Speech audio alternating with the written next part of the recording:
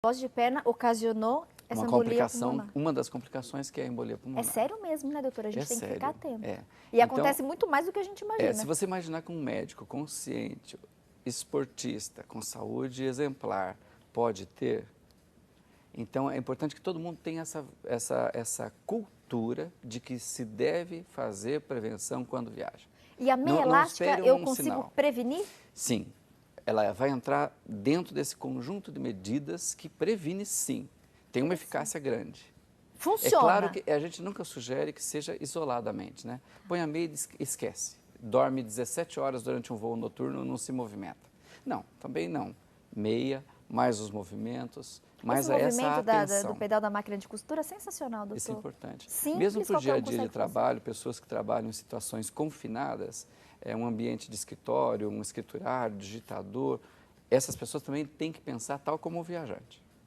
Perfeito. Doutor, se de repente não teve como prevenir e acabou acontecendo, né, algum nível da trombose, quais são hoje os tratamentos que a gente tem? O tratamento ele é rápido? O que é feito nesse caso em relação a esses pacientes? O tratamento até, de certa forma, é bem simples e muito eficaz, agora cada vez mais eficaz. Hoje você consegue tratar, quando detecta de imediato e fecha o diagnóstico, você tem hoje um tratamento que pode ser domiciliar, muitas vezes por medicação oral ou pequenas injeções utilizadas no tecido gorduroso. Tá.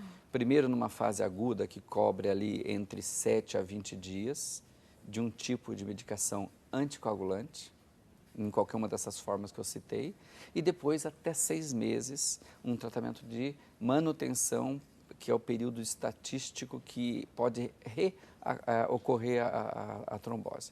Mas, enfim, é um tratamento de 6 meses. Quais são as consequências? Por exemplo, eu estou perguntando isso para o senhor, então, de repente, a pessoa está lá acompanhando nossa entrevista e daí ela pode pensar assim, Tati, mas vocês falaram dessa questão da circulação, então eu vou ficar muito tempo sem fazer o movimento, posso ter a trombose, mas na prática, de repente, o que isso vai me atrapalhar? Quais são as consequências disso? O que acontece no nosso corpo? Bom, com a trombose sim. E as consequências dela, até esse caso que você comentou do pulmonar. Hoje é muito difícil você ter as grandes consequências que nós tínhamos de aproximadamente 20 anos para trás.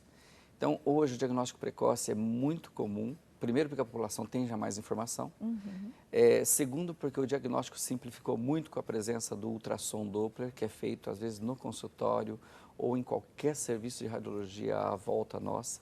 Então, o diagnóstico ficou simples. Uma vez feito o diagnóstico, estabelecido o tratamento na fase aguda, é muito difícil essa trombose deixar consequência.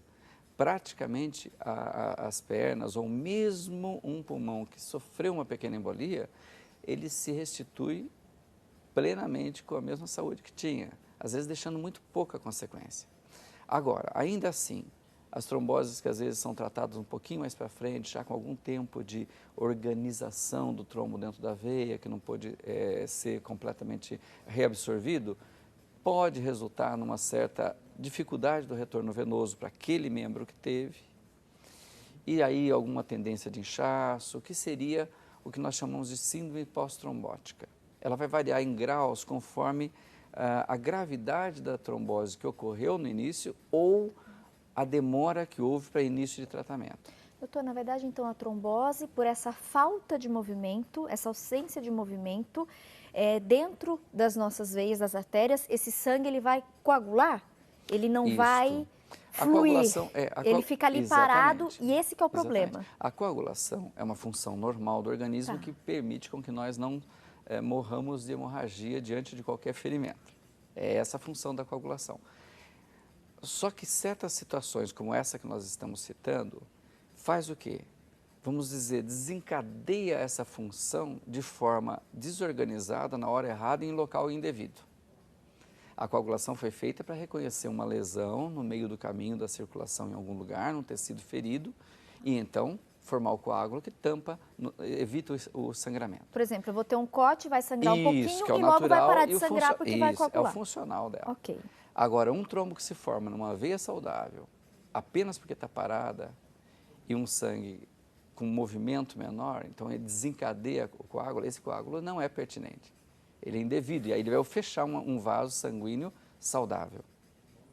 A pessoa, de repente, ela consegue identificar nela algum sintoma ou algum sinal de alerta, doutor? Ou ela só vai mesmo receber o diagnóstico da trombose depois que tiver num grau muito agudo, já tiver o problema instalado?